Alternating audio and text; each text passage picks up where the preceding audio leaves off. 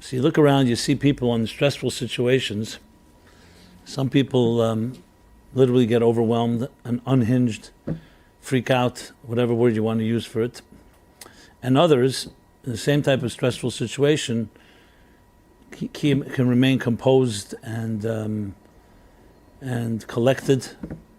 So what really distinguishes one person from another? Is it something that comes from nurture or nature, something in our education, or something that the way we're wired? Maybe some of us are just wired with a calm gene, so to speak, and others are not.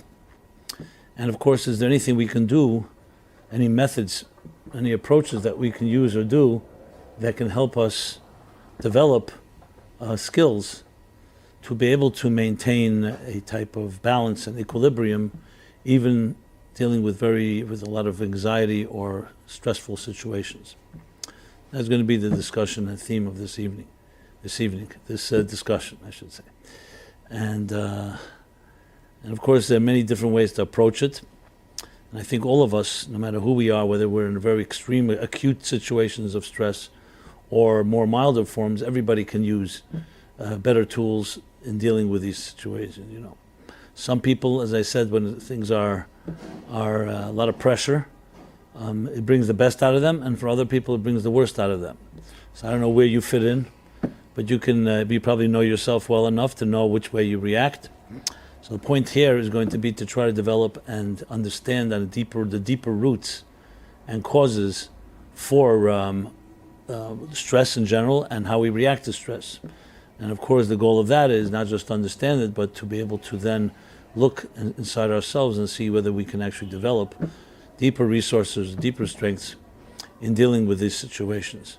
Now, of course, it's always critical to know and study whenever you want to develop any type of tools in life. You always want to look at models that are the most perfect models, but at least the best, healthiest models. What I find very often is, even though we're in situations that are challenging, whatever challenge it may be, whether you're dealing with different fears or insecurities or internal ones, or based on things we grew up, based on experiences, trauma or abuse in our childhood, whatever it may be, there's one thing, the issues that we have to deal with. There's another that we often make a lot of mistakes in how we deal with it. In other words, it's one thing if you can isolate the problem and then find a healthy way of intervening. What's far worse is that when you not only don't isolate the problem, but you create more problems by not knowing how to address it, which is like the collateral damage that comes. It's like, just use a simple example. Someone, God forbid, begins with a small little infection. So it's one thing, you go to a doctor, you nip it in the bud, and you deal with it. Another is either you ignore it, or worse, you try to deal with it in the wrong way. And instead of becoming a small infection, it starts spreading. And not just spreading, it can start becoming uncontrollable. Like anything, like a small little fire begins as a spark, but if handled immediately in the right way, you can eliminate the issue. But most problems are the ones that happen on the second bounce and the third bounce. Either we ignore it, or we do things that are unhealthy in trying to deal with the situation. So it's interesting because you'd think it would be so simple. Okay, bad things happen. We're all going to have challenges. And you think, okay, once you have a challenge, fine. So the next step is to do what you got to do. And most problems begin because we don't do what we have to do. That is something completely in our control. Now, of course, it's not unjustified, because the fact of the matter is the reason most of us don't do what we need to do is because part of the problem is it blinds us from doing what's right.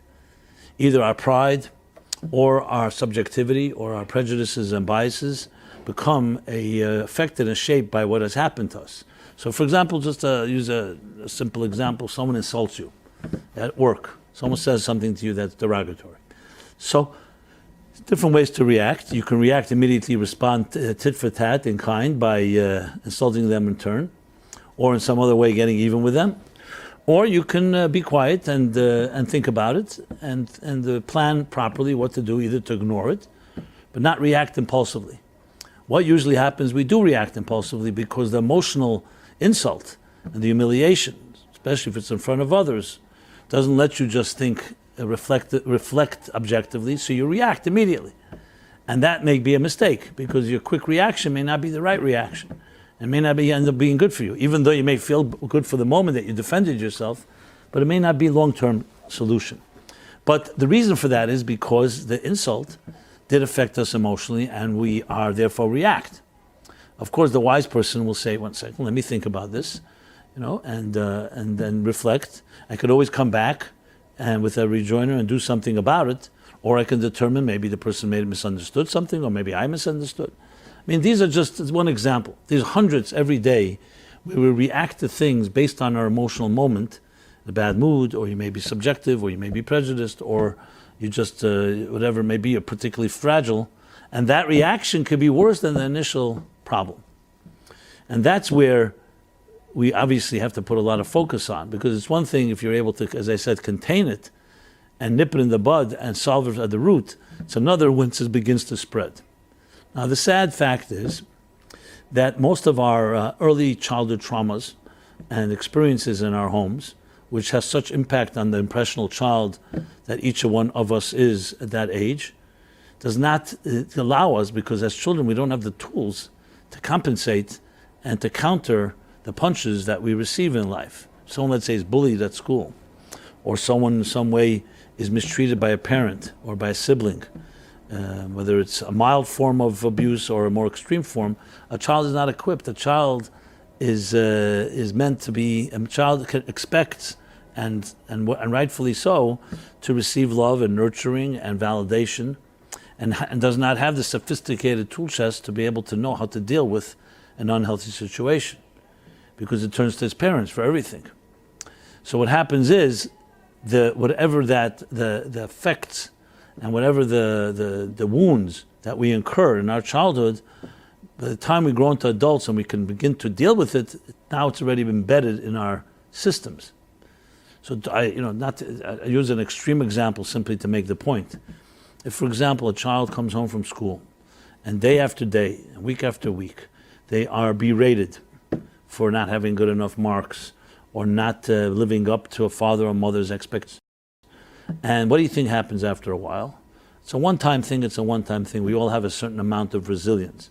But if it's constant critique, this child is going to start thinking of themselves as, I'm not worthy, because look, my parents who would love me so much, and who are to me like God, are constantly telling me how inadequate I am. So the child begins to assimilate that self-perception. And of course, if someone was able to stop it right there and then, it's one thing. But then 5 years pass, 10 years pass, 20 years pass. This child is now growing into adult, is going out on a date, or is looking to have other normal adult relationships. And this haunts the child, not even in a conscious way. Because what do you think a child does? They adjust. When you've been punched enough times, you begin to adjust, you begin to protect yourself, you begin to shift and change your attitudes. Especially if you feel you're inadequate, you start second-guessing yourself. So you lose self-confidence. And there's a certain fearfulness. Now, the child may never even know that it came from there, because the child doesn't connect the dots. I'm just using a classic example simply to make the point. Obviously, this can be applied to thousands of different situations. But in this case, just to use this as a case study, what you have happening, the child has made all kinds of adjustments to protect itself from these hurtful experiences, that by the time the child's an adult, there's a whole new series of collateral damage, so to speak, where the child may be the adult now. Maybe someone has a very high, very sophisticated defense mechanisms, a very thick veil of armor that protects itself from others, and very difficult to be vulnerable, because you don't ever know who's going to hurt you next, because the child expects to be criticized and hurt. This is, again, a classic, and I'm not no means trying to be generic or overgeneralize, but just to make the point, as I said.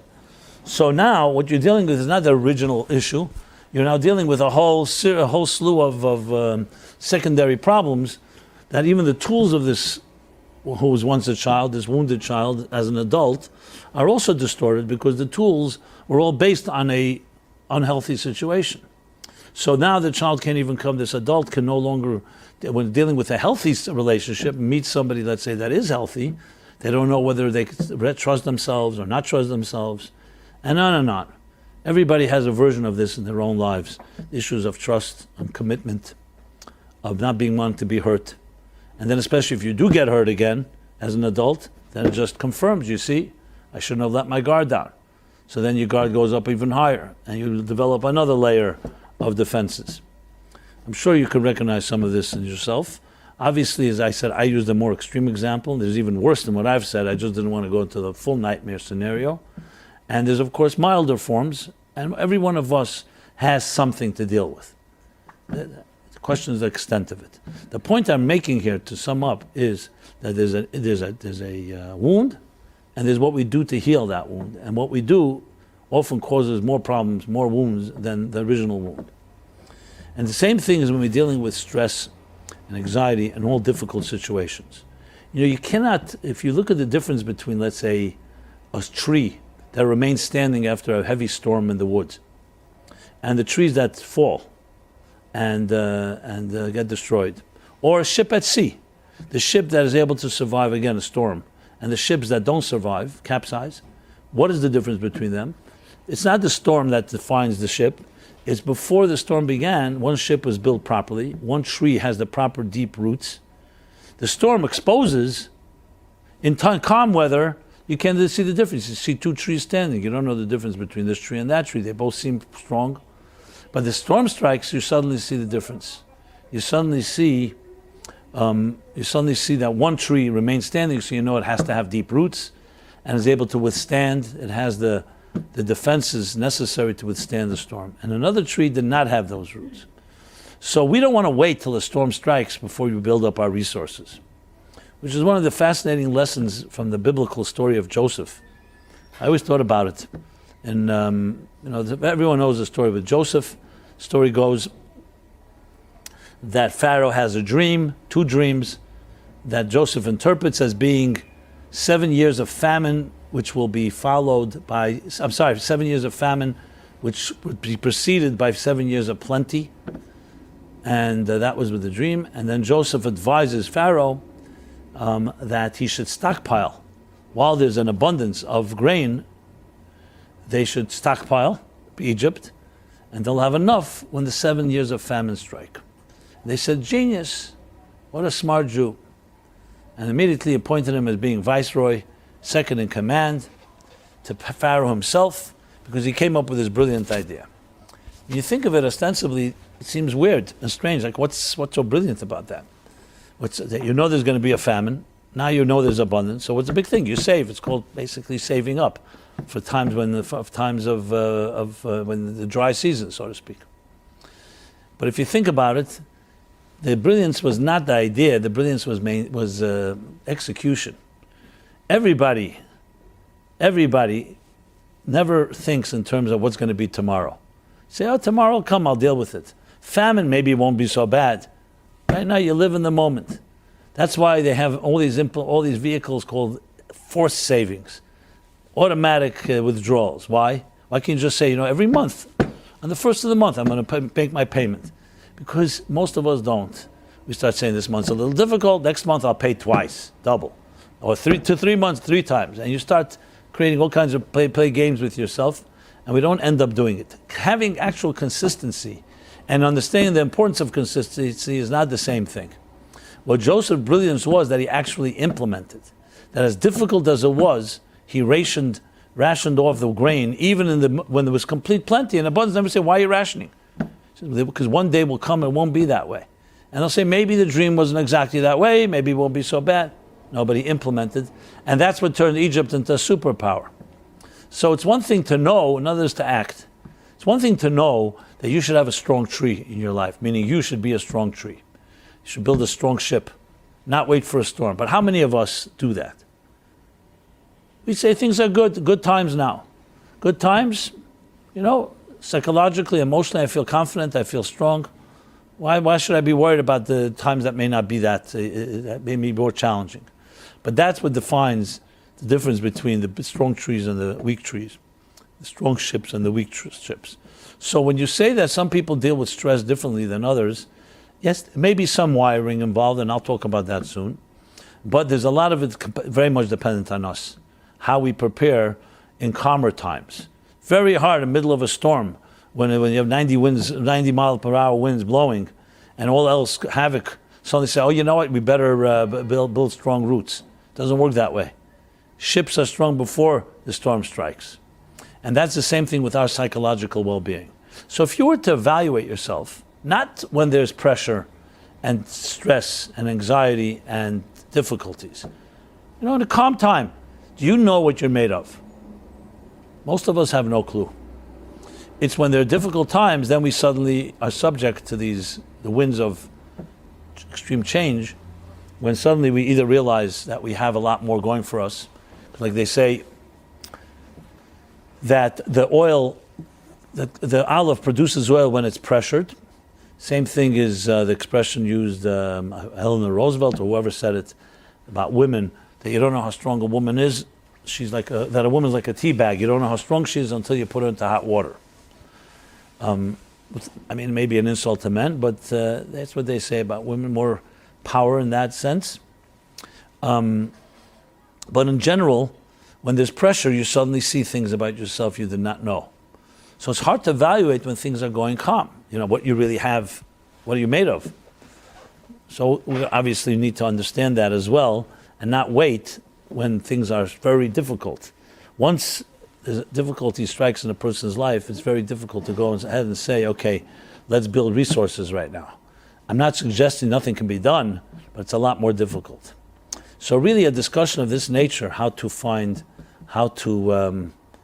the expression, what do we say, how to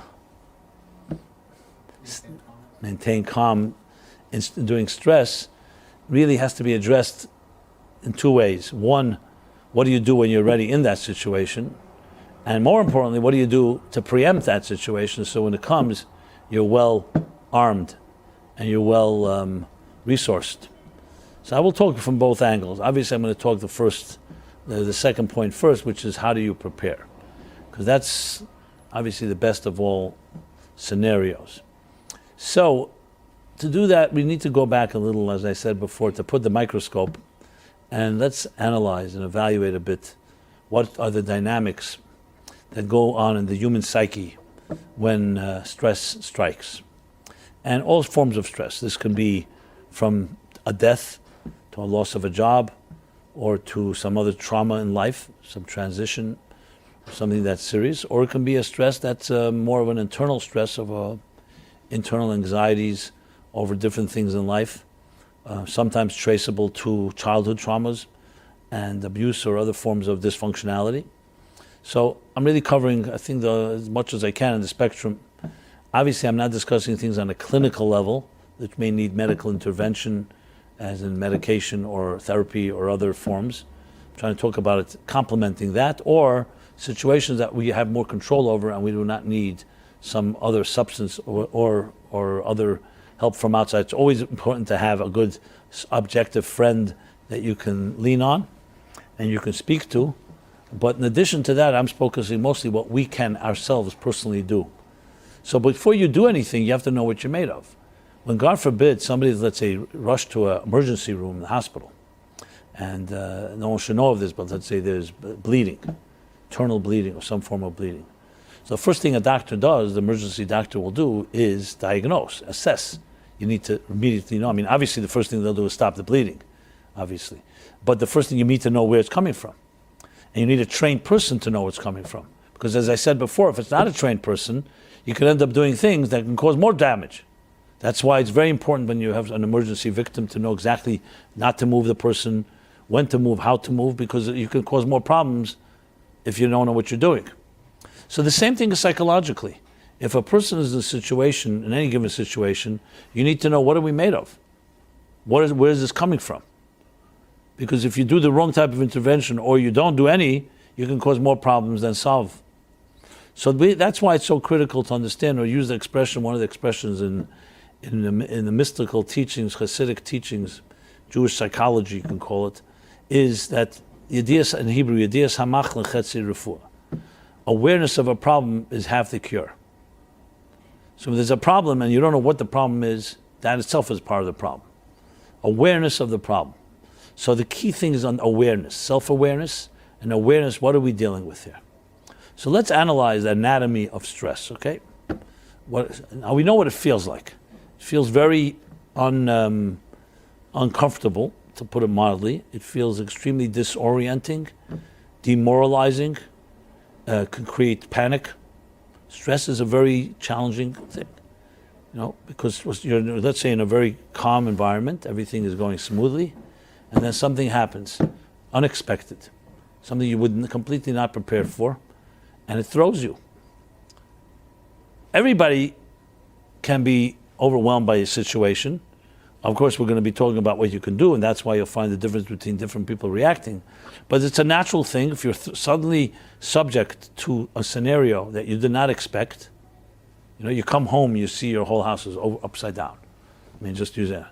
God forbid a fire breaks out somewhere, or anything of that nature is going to create stress because you're not ready for it. You don't know what's happening, and you're not prepared what to do next. So a trained person is going to know how to go through step 1, step 2, step 3, and let's figure out what to do quickly. An untrained person will panic, and that panic could create even more problems.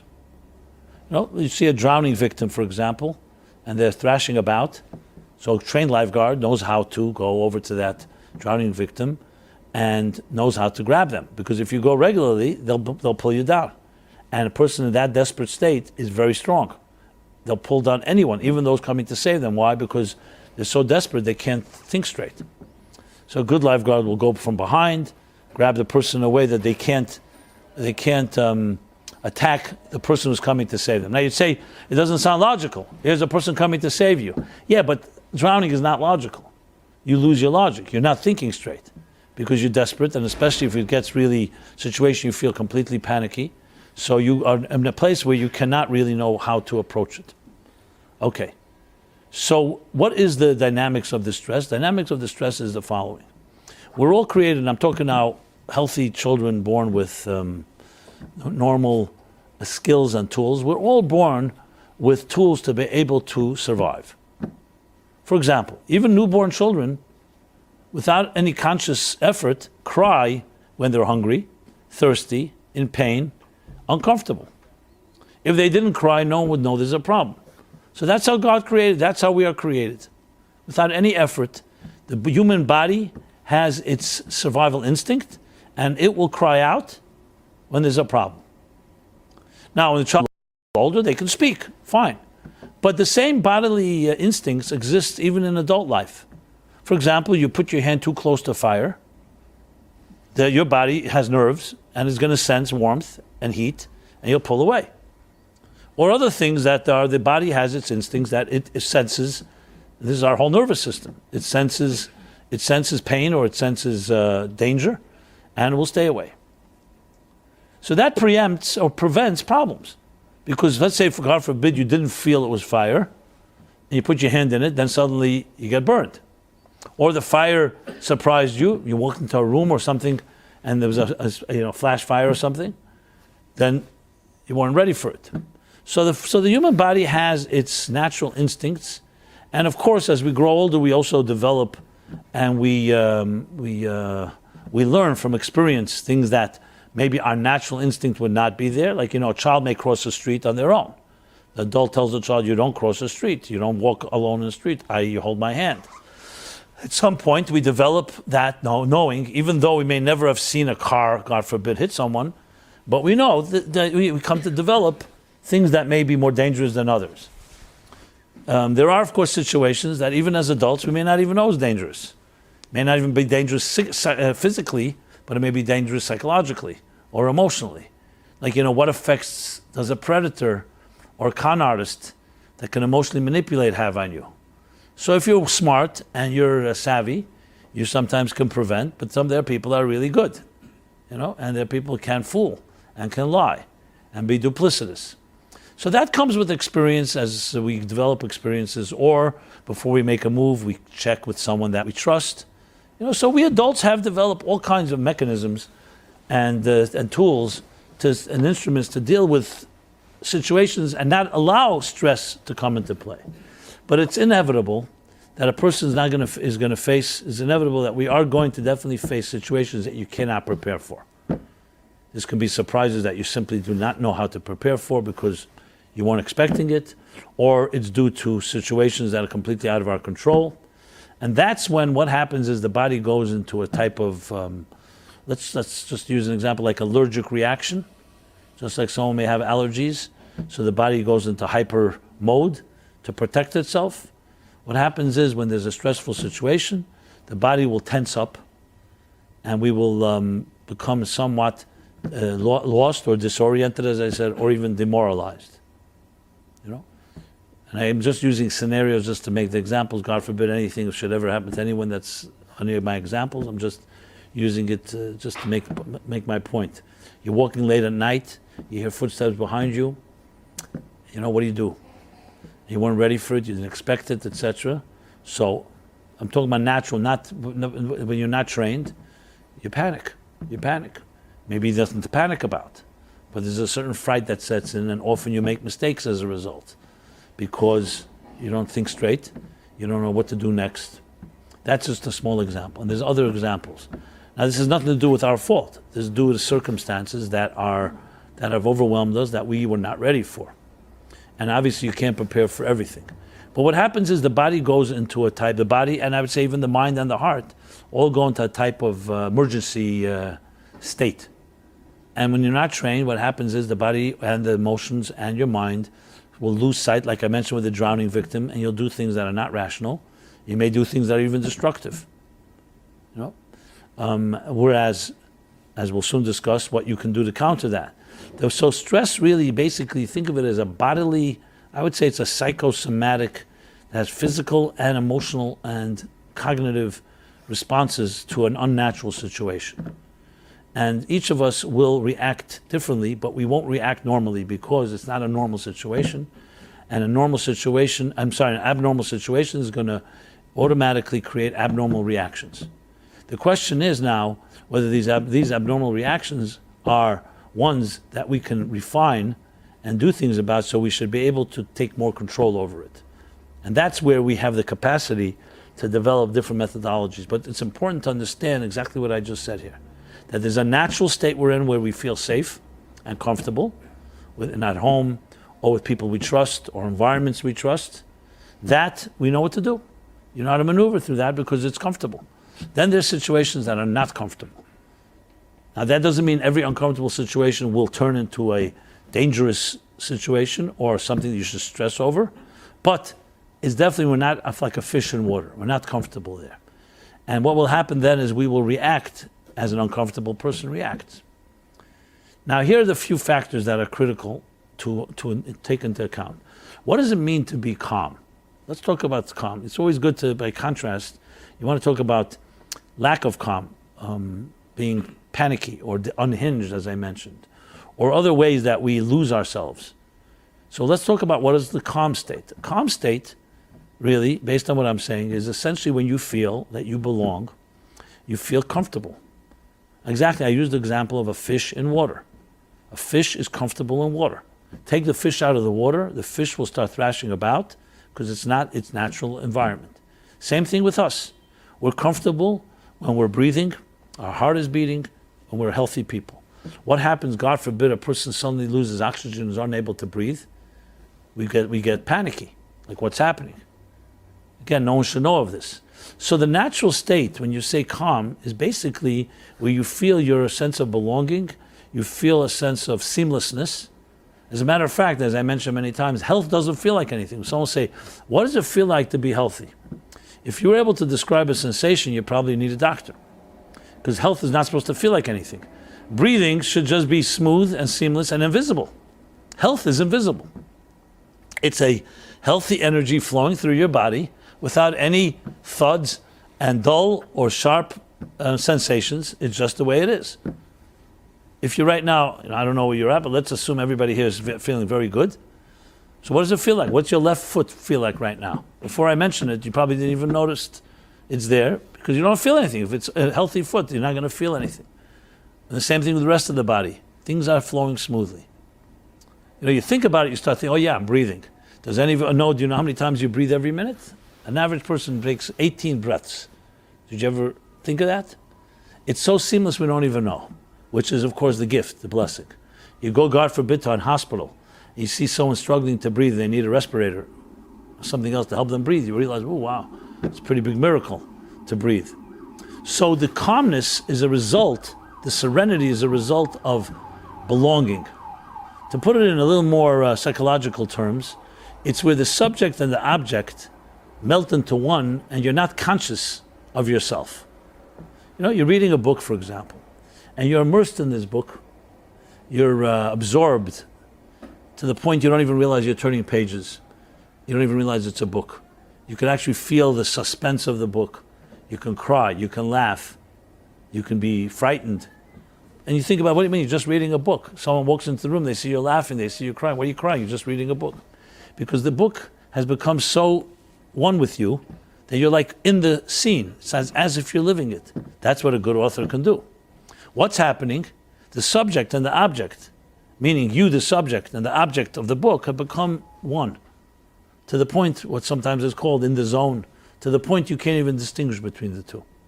It's a tremendous feeling in a positive way when you're in that place. As a writer, I can tell you, and I'm sure the same thing is with musicians and with people who are developing any projects. When you're in the zone, there's a certain peacefulness because you're not thinking about yourself. You're not thinking. Sometimes you could be up all night and realize, wow, it's already the morning. And I don't even realize how tired I was, how hungry I am. These are moments when you're in the moment. You're in the zone. You're completely absorbed. Healthy love is an expression of that. When you're with someone you love and you're really completely in the moment or in the time, it's not a whole experience like you're watching yourself or conscious of yourself. So you could basically say, here's the formula. Okay?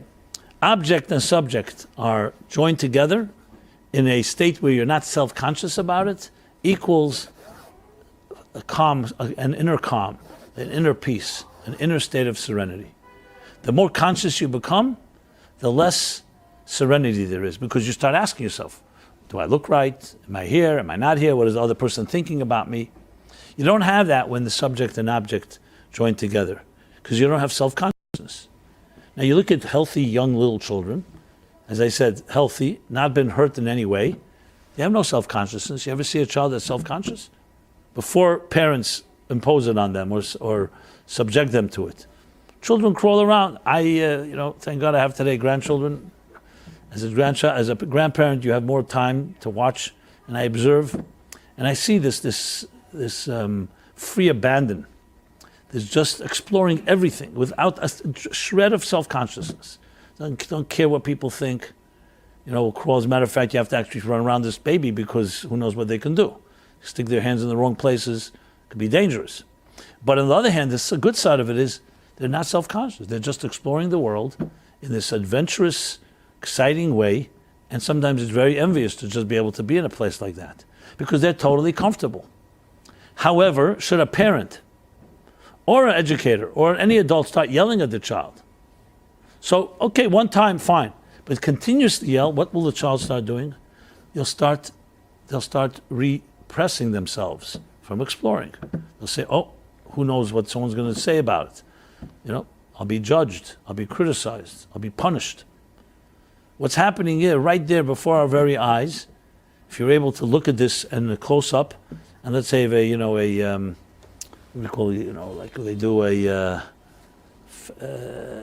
do a series of pictures of motion pictures, and you put them into one set that you could see something evolve.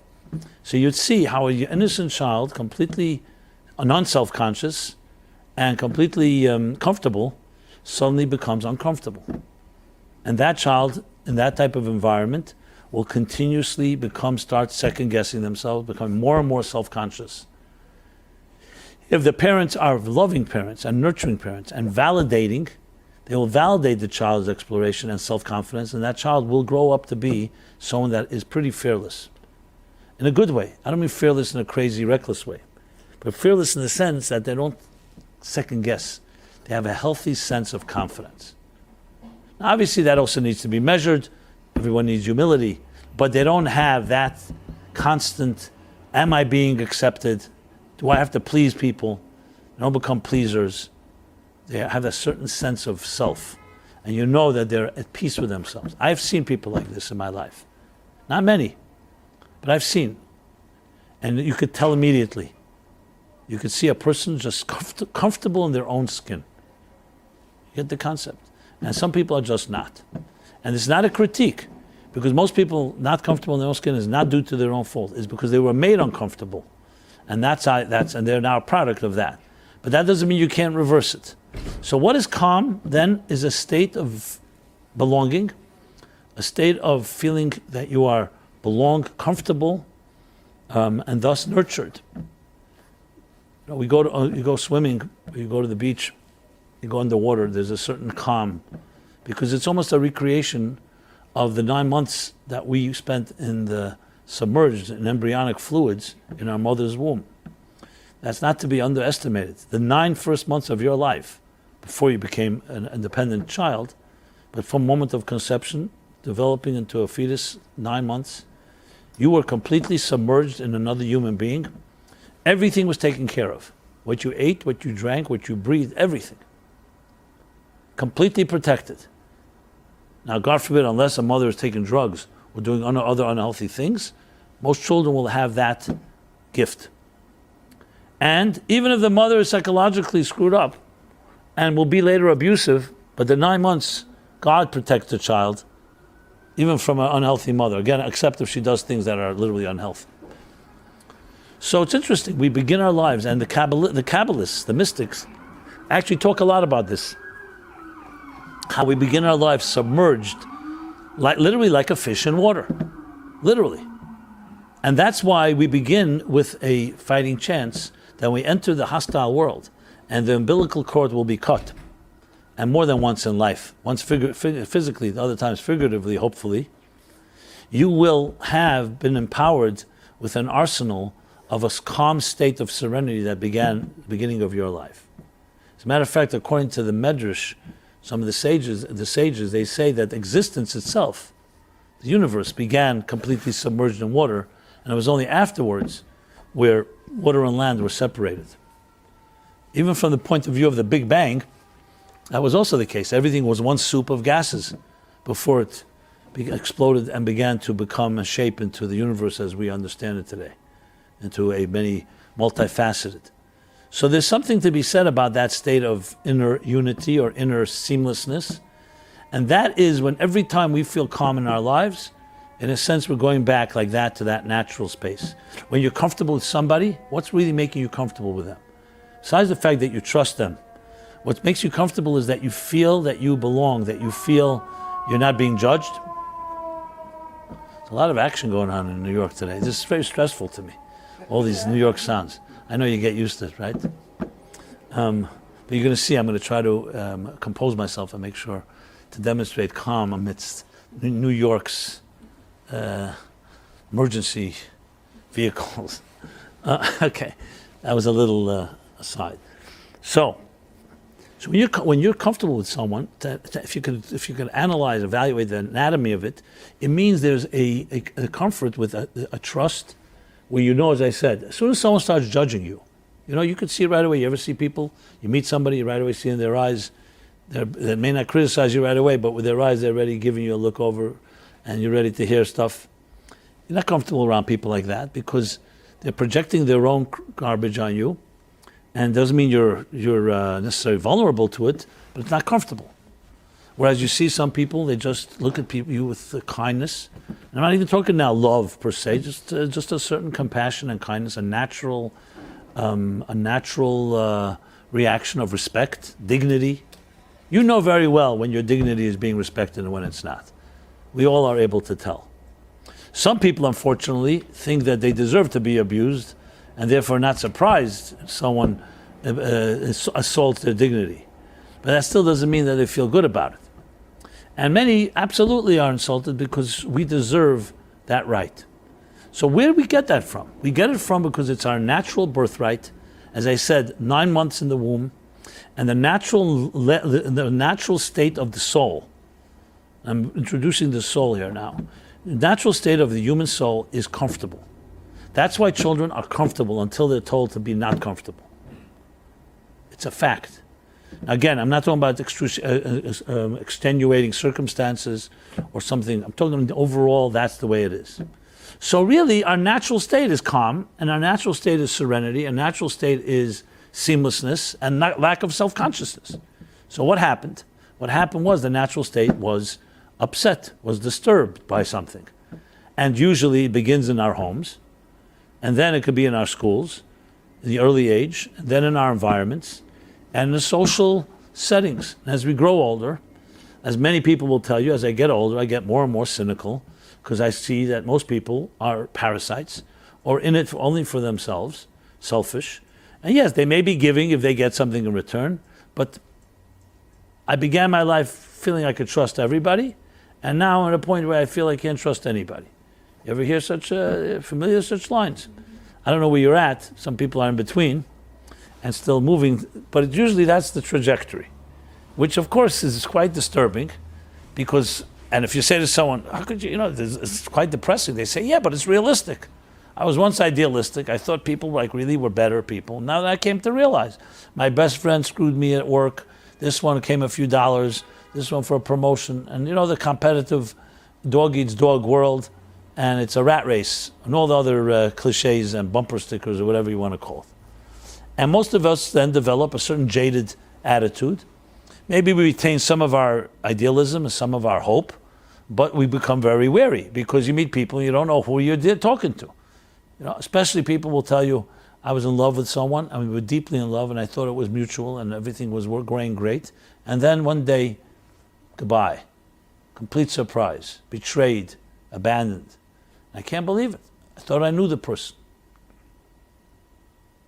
And what do you think that does to you? It reinforces the attitude that I don't know who I could trust. So hopefully you don't completely lose your trust, because then you close off the door of finding the right person. But it's natural, that's how we're going to react. But all these are not natural experiences. That's why I elaborated so much earlier by saying you need to know what the natural human being is like. When I hear someone tells me they will never find love in their lives, or they have given up because they can't trust anyone, etc., and they tell you why, because everything they've gone through, you want to cry. Not just because that happened, but because the person no longer believes in themselves. They don't believe that they have the right and deserve to be loved. And all these negative experiences have now defined who you are. And this is the part that's critical to know. You are not the sum of your experiences. You're not a product of your circumstances. You are who you are. Things may have happened to you, but those things did not change you. Unfortunately, most of us do change our sense of identity based on life experiences, because we don't have an alternative. So, I'm giving you many, not imaginary, very real conversations I've had with, I would say, thousands of people by now, of one form or another in this context. Okay, so I say, but then there's the identity that you really are, you're not aware of. Yeah, but I'm only aware, this is the response, I'm aware of what I know, I'm aware of. I'm aware of what my experiences are. My experiences have been overall negative. And that's all I have. So why are you telling me I don't have an alternative? So then, of course, my response is, learn more about yourself. Find out what your soul is like. And say, well, I am now too late for me. The storm has already struck. I can't go build my ship anymore, like I mentioned before. And the answer is, that's not true. No matter what's happened in your life, you still have a soul. There's a very powerful prayer. I've cited it for the last few weeks, and I want to cite it again. I just find it to be extremely empowering. Every morning, the prayer service, the chakra service, right in the morning, the first prayer is, I thank you for returning my soul to me. Simple prayers that sound simple, but as you'll see in a moment, extremely profound. And these go back thousands of years. So there's some time-tested element to this. Then a few lines later in the prayer, we say, this soul that you've given me, talking to God, is tahirihi, is pure. And then it continues, you've created it, you've shaped it, you've infused it within me, and you protect it. I just want to talk about that short prayer. In other words, firstly, there's a soul inside of you, and secondly, that soul is pure. And you say it every day. You could say, you know what, it was pure when I was 1 year old. Not today. Today it's no longer pure. I've defiled it many times, and many people have defiled it, and many people have heard it, but it continues to say it. Why? Because the soul is not impacted by your life experiences. I'm not suggesting life experiences are not important, and they're not, of course they're part of your life, part of your history, but it's not your identity. And you'll see this as a rule, and I would challenge anyone to show me otherwise. The people that maintain the deepest element of serenity and calm and stress are people who are extremely comfortable with their soul, and no matter what happens around them, that is never shaken. That doesn't mean they don't have stressful situations. That means they have something else going for them that is stronger than anything else that's happening. Like the roots of the tree. They have those profound roots. Now, interesting, Viktor Frankl, in his whole logotherapy, he developed the ideas actually before World War II, before the Holocaust, but it was all verified if you read his book, Man's Search of Meaning. What does he say, basically? That the deepest thing in life is the search for meaning, and the people who have meaning in their lives, even if they go through the harshest experiences, what does he say? If there's a why, you can deal with any what. I think something like that. And he studied Jews in the concentration camps that were inmates near him, those that were believers and those that were not believers, or at least thought they were not believers. Those that felt life has deeper meaning, and those that felt life has no meaning. And became very clear, those that had the meaning did not suffer less. They also lost husbands and wives and children and parents and grandparents in the most horrific way. But they had an additional thing in their arsenal called a deep belief in the meaning of life, and the purpose of life, and the higher purpose of life. So the suffering was there, equal to others, but they had an additional tool. And that's a key thing. I've heard this from many times. Many people say, you hear this very common statement. If that person suffered like I would, they also wouldn't have been able to handle it. You know? No one has suffered like I have. No one can understand me because my experiences are worse than anyone's. Now, I'm not minimizing anyone's horrible experiences, but don't ever think it has anything to do with anything like that. There are people who may suffer even more than you and are able to, not they suffer less, but they have tools to counter it. So that statement that says if someone suffered like I did, they'd be the same way completely distraught or completely overwhelmed like me, that's not true at all. It is not true. And you see it. The Holocaust doesn't get worse than that. And you see it all the time. That you could have two people in exactly the same situation, and one person is more resilient than the other. Based on what? So there is wiring. We'll talk about that in a bit. But it's not so much the wiring. It's much more nurture, much more what you can do about it. I always, I'll use this story because it just captures it very well. The sixth Chabad Rebbe, his name was Rabbi Yosef Yitzchak Schneerson. He lived in the harshest times in the Soviet Union, former Soviet Union. This was under Stalin, Joseph Stalin. Joseph Stalin, even though we don't like to compare, I guess animals or whatever you want to call them, but he was a good competition to his partner in, that wasn't his partner, was his Hitler in Germany. And he had a passion to kill Jews as well. And he did. No one even knows the numbers. The Germans were meticulous with numbers. The Russians were not. But anyway, what he did was, when he came to power in the 1920s, basically began to eradicate, or try to eradicate, every semblance of Judaism, Jewish life in the country. Now you have to remember, some say there were over 10 million Jews in the Soviet Union in the early part of the 20th century. No one really knows the numbers. So it was not a small matter. It was like someone deciding to, God forbid, do that in the United States. The United States has 5.5 million Jews. So, and it was tough. It was very tough times. Now, long story short, he was arrested for what they called counter-revolutionary activity, because he was doing everything possible to preserve Judaism. They closed down synagogues, or they left them open, but they had informers who were constantly arresting people and killing people, shooting people. There was no due process.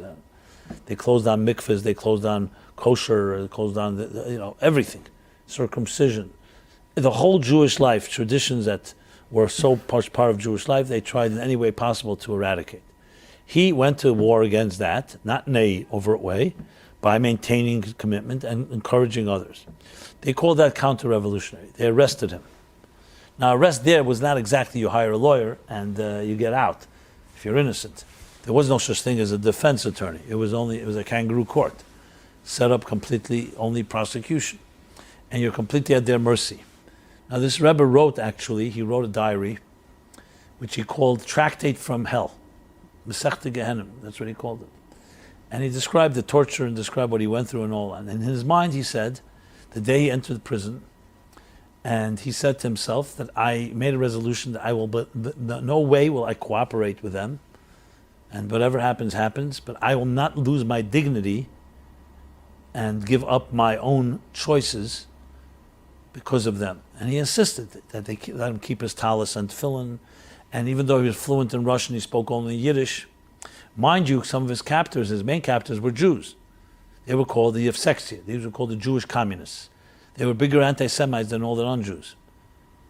And as a matter of fact, some of them had grandfathers who were Hasidim of this man, Rabbi's grandfather. And there's a very interesting is a weird word here, but very fascinating interactions. I want to share one main one. He, as I said, refused to cooperate. So one of his captors, who's Jewish, his name was Lulav, said to him in Yiddish, he put a gun to the Rebbe's head and said, Rebbe, in Yiddish he said to him, this object here has made many people cooperate. Many a man cooperate. And the Rebbe responded to him, this toy, in Yiddish tzatzke, can frighten someone that has one world and many gods, but not someone who has one God and many worlds, or one God and two worlds. So Lulav became so enraged, he said to him, yes, we will see who will prevail over whom. And the Rebbe said, yeah, we will see. What happened was, of course, all these captives, they ended up being shot, because nobody was loyal to anybody. Lulav was shot within a few weeks after that.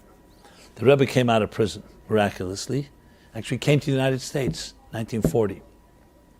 I don't think I'd be sitting here today, were it not for this man. And I think about this story many times, because you see it, one second, a gun to his head. He's not exactly in a place where he has friends. He could have killed him. He was not exactly embracing death, but he was a man that was free, because nothing can frighten him. Why? Because he had a soul. You can take my body, but you can't take my soul. You know, a person who has only one world and many gods, that's it. You take away this world, nothing left. But someone that has diversified, you want to use an investment language, the eggs in many different baskets, so you take away one basket, I have another world. Not that I want to go there, but I'm not going to be frightened. This is not the end. And I can tell you, I have no question in my mind that the Jews that marched to gas chambers, and some of them singing songs of I have complete faith in God, or saying Kaddish, or saying Shema, or other prayers, they were not insane. Because you could say, one second, where's God in this God-forsaken place? God completely abandoned the Jews. They were subject to the worst dehumanization besides death. I mean, if you just think about how it makes your blood boil, and think about it, if we were there 70 years ago, we'd all be there.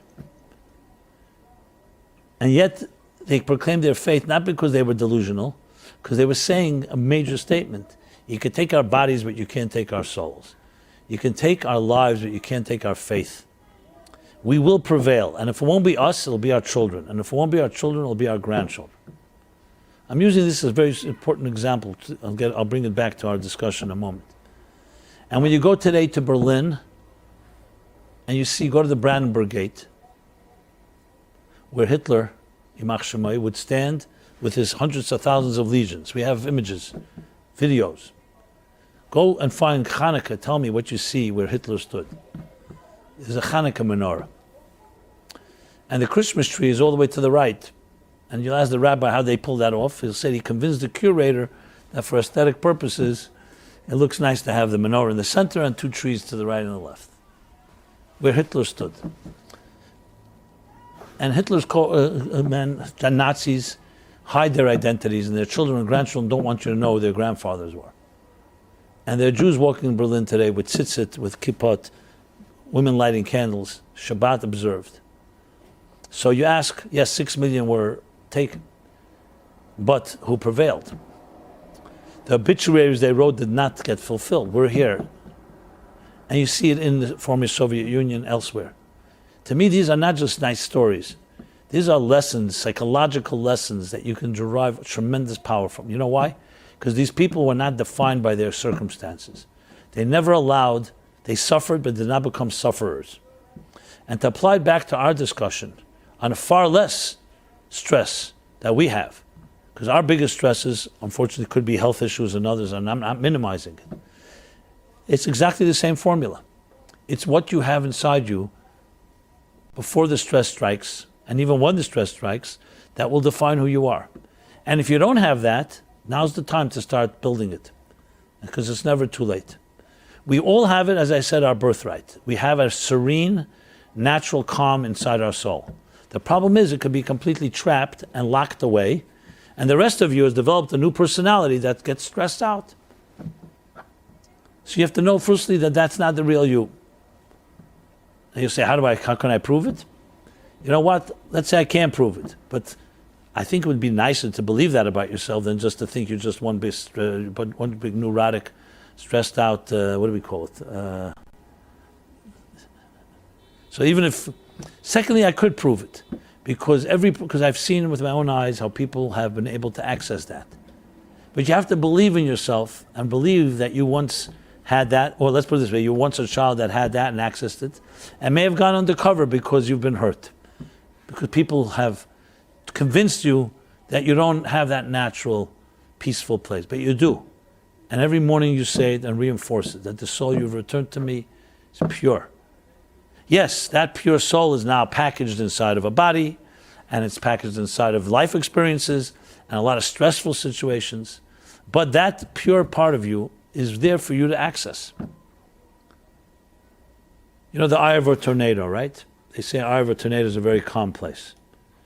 There are people, and I include myself, I'm not here to toot my horn, but I include myself, that when there's extreme stress and anxiety, are able to access a certain calm place that is able to create a tremendous amount of focus. I don't know if you've ever met people like that.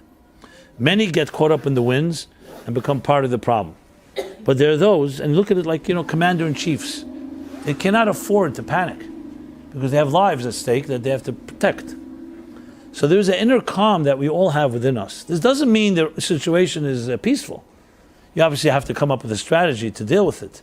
But you go into a place where you're composed and you say, okay, here's where we are. There's a fire burning. There's real danger. Let's figure this out. And does not require miraculous intervention. It requires you being able to reach into a place that's within yourself that has that power. Now, am I wishing it upon anyone that we need to access that? I wish no. I wish we'd all have peaceful situations day and night, 24/7, and you wouldn't need to access it. But I do not believe that life can promise that. Life is going to throw curveballs. Hopefully the minimal amount. But everyone's going to deal with challenges. It's unlikely that a person is going to live 80, 90 years and not experience a death in their lives, of a parent, of a loved one. Hopefully, as I said, it's from people older than us and not, God forbid, younger. But it's inevitable. That's the way life is as it stands right now. So what really will distinguish the men from the boys or the women from the girls, if you wish, is ultimately that the knowledge and the awareness of that dimension within you, which is called your soul. You say, I know nothing about your soul.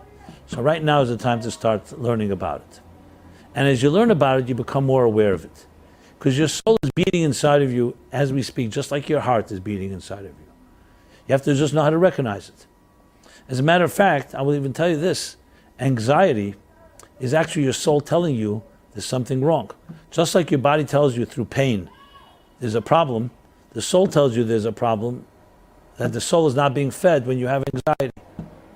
It's the language of the soul. I don't want to sound morbid, but dead people don't have anxiety. Live people have anxiety because they're alive and something is off. So you feel anxious. Something is misaligned. But you can realign. And the first step is you have to learn about your soul. Absolutely. If you're in a very deep, stressful situation, as some people are, it's even more important because that's the only thing that will give you some peace. You're not going to find peace from the material world or from doctors because they'll tell you, you know what, we can't do anything. Let's just accept it. That's from a medical point of view. But the resilience of the soul is something that doctors cannot talk about, except some doctors do, they know. You remember that book by Oliver Sacks, It was later turned into a film called Awakenings. Anybody read it or seen it? Nobody? Okay. It's a very interesting scene there. I've thought about it many times. So Oliver Sacks was this doctor, the psychiatrist, who, I don't know, he would gravitate to all these weird psychiatric conditions. He wrote a book called The Wife that mistook her husband for a hat. I know it sounds strange, but he dealt with a lot of these different strange situations. Now, in the 20s or 30s, some virus struck a community here in the United States. I'm not sure which city. You remember? Anyway, a virus struck a community, and people in their in their 20s suddenly became catatonic, alive, their hearts beating, they're breathing, but frozen like that, exactly the way they were. Some were frozen like this, sitting, and whatever they could try, they could not get them awake. And they were all in this ward because at some point they realized the virus had struck 20, 30, 40 people. And that was that. Dr. Sacks decided to look into it. He served there in that ward. And one day, by accident, somebody, for some reason, threw a ball in the room. And one of these catatonic patients picked up his hand reflexively and grabbed the ball.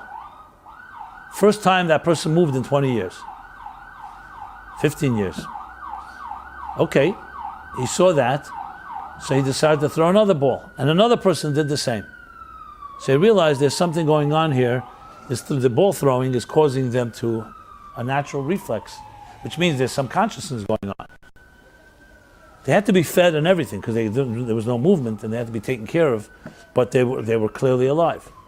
So he realized that there's something going on, so he decided, let's figure out, and started experimenting with different medications to see if he can get something going in their neurological system. And yes, he found the right medication. He administered it to one of the patients, and the person came out of the catatonic state completely normal.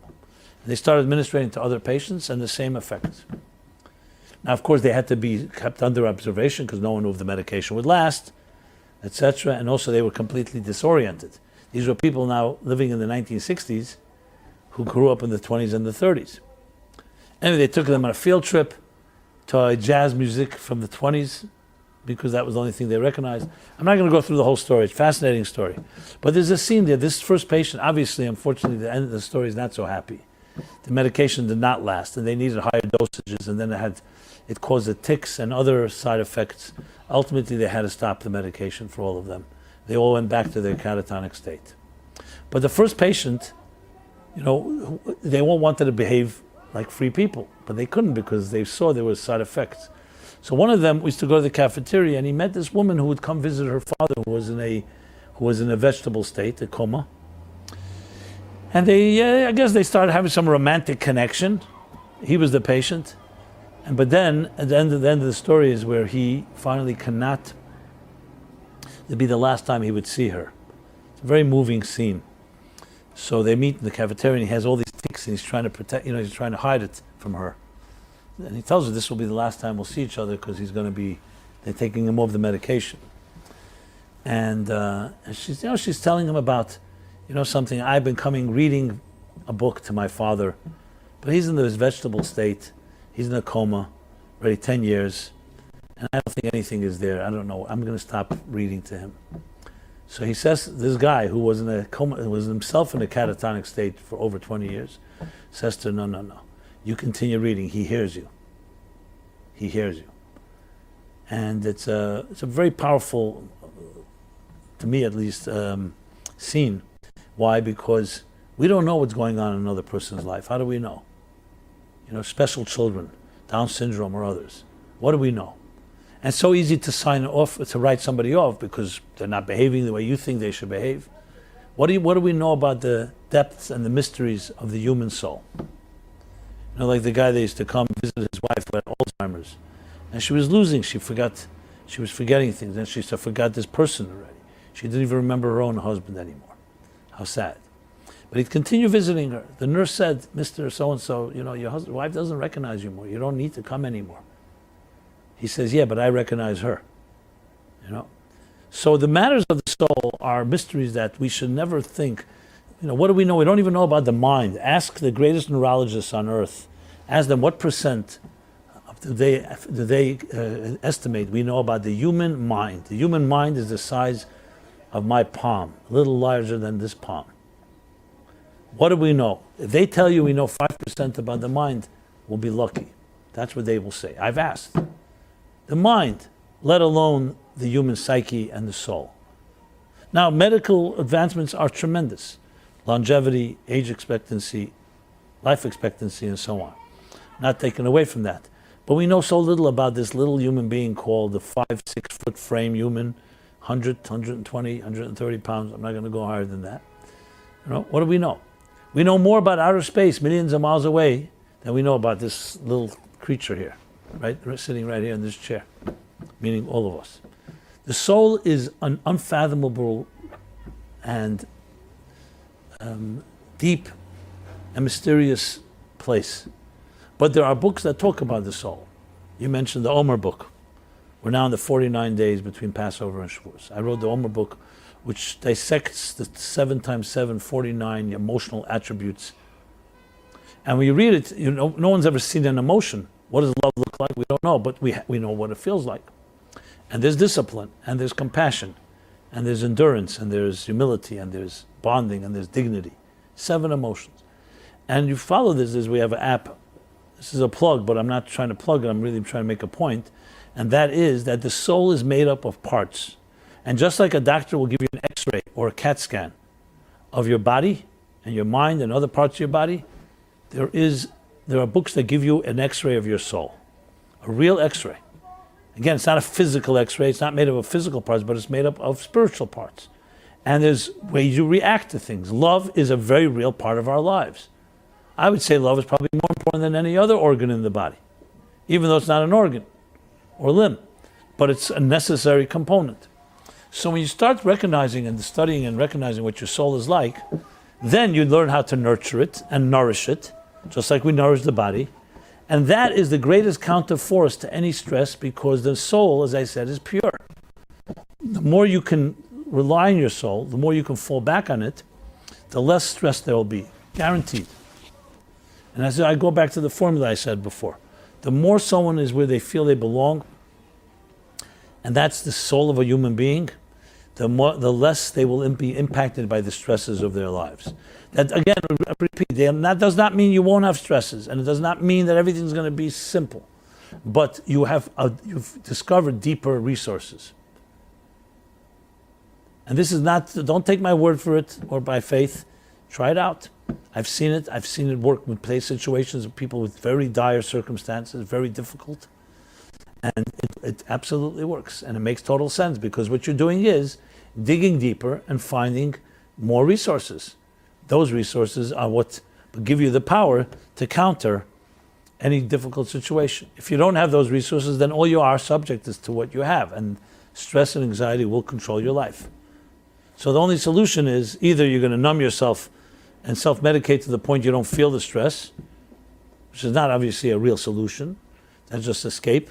Or you're going to dig deeper and find resources within yourself that are as powerful as the stress, if not more powerful, and it will counter it. And yes, you'll be able to say that this will frighten someone that has one world and many gods, not someone who has one God and many worlds, many dimensions. Sadly, we live in a very materialistic universe that really seems to gravitate for relief to material pleasures, money, power, influence, sex, other physical pleasures and escapes that become somewhat of like an oasis, something that numbs and relieves our short-term relief of our existential pain. But like anything, it lasts not long. You need another fix very quickly. And if you don't have those fixes, you're either going to suffer or you will, as I said, numb yourself. And there's another option, which is a more longer, shorter road, and that is to find within yourself a resource which is your birthright and part of who you are, that actually is a source of calm and serenity. You actually can open up a reservoir that's ready inside of you, and it will pour into your life inner calm and serenity. Now, it may sound crazy, it may sound miraculous. It's not, because it's there already. And if you look back in your life, you'll find scenarios where you probably have a taste of it. Especially, I go back to the child. Look at children.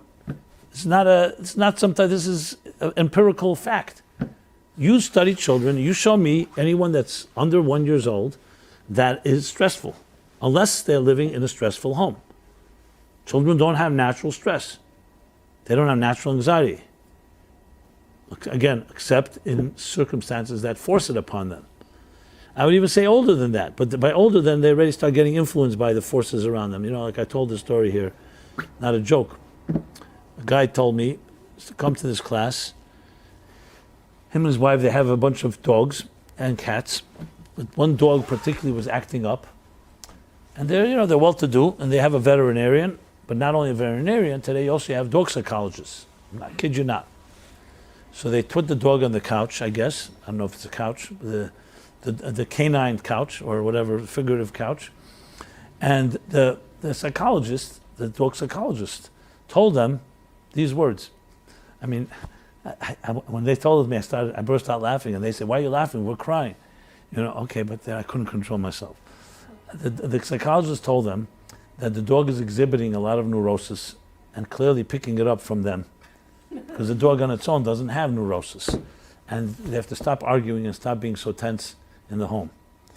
And they were they're mortified. They said, you're right, it's true, we do argue and all that, So very, very healthy creatures, put them into an environment of stress. They're going to get stressed. That's how it is. You ever go to a party and you can just feel from the top down, from the boss down, from the hosts down rather, stress? The waiters are stressed. Everybody's, and they also get stressed. It's like the whole place is just an exercise in tension. And then you come to parties where you just feel comfort because the people on top are comfortable, and spills over, and it's a comfortable place to be. It's not difficult to pick up. Now, I know that reality is also some people are addicted to stress. Like someone tells me, more than one person has told me, that when I go to a place that's too peaceful, I get nervous. Because I thrive on stress. And therefore, some people actually create situations, crisis. You have this. You can see this in relationships, intense, in dating and so on. Some people need to create a crisis. You say, why are you creating a crisis? They're not even conscious of it at times because they're comfortable. That became their comfort zone. It's like if you breathe toxic air for too long, it's the only air you want to breathe. And if someone brings fresh air, they say, that's not good for me because it's makes me cough. But because they get so used to toxicity. So the point of the matter is, we become somebody that we're not.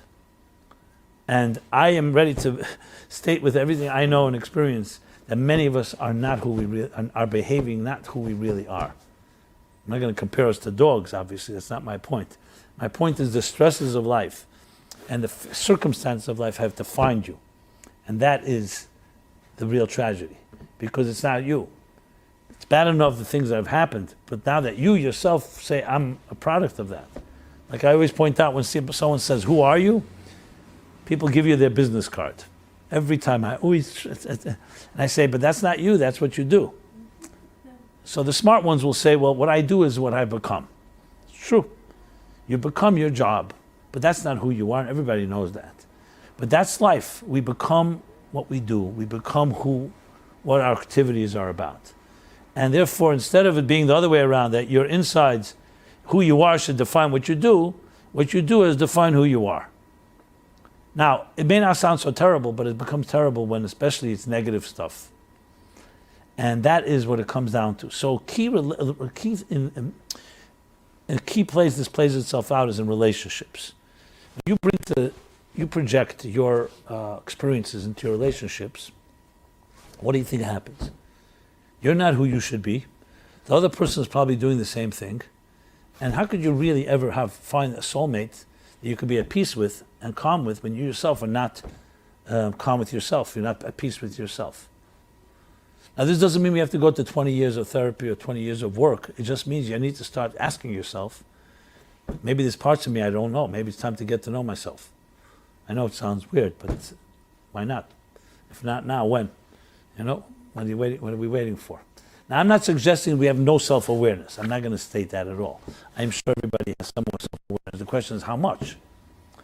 And that's the thing. So the more you learn about your own soul, your own personality, and what you're made of, and it's a great opportunity right now, as I said, those 7 times 7, 49, tremendous way to get a good assessment and evaluation of what you're made of. For example, some people are excellent givers. They really know how to give, but they don't know when to stop giving. They lack discipline. And they can end up hurting people and killing people with love, spoiling people. Then there are people opposite, excellent at discipline, but they don't know how to be kind.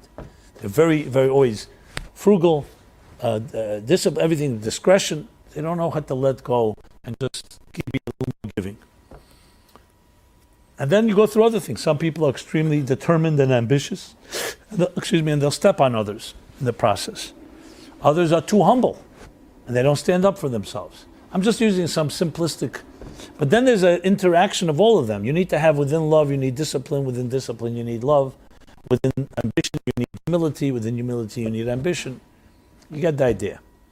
So these 49 days that we're in right now is a period of personal refinement and character development. And above all, examining who you are. And not in general terms, I'm a good person, I'm a bad person. I'm a loving person, I'm a stingy person. That's some very broad, in detail. Everything is in the detail. Say God's in the details, devil is in the details, whatever you wish to choose, which one. But everything's the details. It's not just general terms. And then you start getting to know yourself. Just like when you have life experiences, I mentioned before, crisis can reveal a lot about who you are. Same thing is self-evaluation. And focus on that begins to start saying, a portrait emerges. Oh, here's a portrait of myself. I can use a lot more in reinforcement and strength in the area of loving. Or I can use the opposite. More strength in the area of discipline, channeling, instead of just giving with discretion, as I mentioned, and etc., etc. So, this, in my view, is somewhat of a overview of. It can be exhaustive in this time slot, but hopefully it's enough to give you some food for thought, some feelings for thought, for emotions for feeling as well. And there's plenty more where this comes from, in the sense where you can go to our site, meaningfullife.com. There's a lot of resources. Just put in stress, anxiety. You'll find plenty. I have a whole chapter of fear and anxiety in my book, Toward a Meaningful Life. But I suggest the focus should be not on relieving fear and anxiety or stress, but the opposite. Focusing on the strengths you have, that automatically, the more you can hold on to that, immediately it will somewhat mitigate and somewhat weaken those negative, those stressful forces, because you have somewhere to turn. And it could be through prayer, and it could be through study, and it could be through volunteering and doing good deeds. All these things take your mind off yourself and feed your soul's purpose and mission in this world. Because the more you are dedicated to a cause greater than yourself, the more your soul is fed. The more your soul is fed and nourished, the less stress affects you. Not the less stress you have, and not the less stressful experiences there are, but the less affects you. And that's critical. Just like they say on a plane, put on an oxygen mask first on yourself before on someone else, because if you're not strong, you're going to be very difficult for you to help somebody else who is in a stressful situation, whether it's health or other sorts. So, to conclude on a positive note, each of us, has tremendous arsenal and reservoir of strengths and potential that lie in the heart of your soul, and it's time to get to know it. The more you know it, the more powerful you become, to the point where you have exactly that blessing of inner peace, what they call peace at the center. No matter what's happening, you have a certain place you can always go to that gives you some inner peace and transcends all life experiences. So, I dedicate again the class to your wife and mother, and Refuah Shlema, Rivka Bat Leah, and everybody should only have good news in all matters of health and physical, spiritual, emotional needs. And we are here every Wednesday, beginning around 8:30 p.m. on all your channels, Facebook, YouTube, what else? A little Instagram. Okay. And so please stay in touch. It's an honor for me and my whole team at the Meaningful Life Center to be part of your spiritual journey and intersect together, meaning we could all help each other dealing with these challenges that I described today, and as well as other issues in life, which is what we're all about. And hopefully we can all clear up, clear and harness the strengths that we have toward the positive ways. And please stay in touch. Good night, everybody. Good morning or good afternoon, wherever you are in the world. Until next week, thank you so much.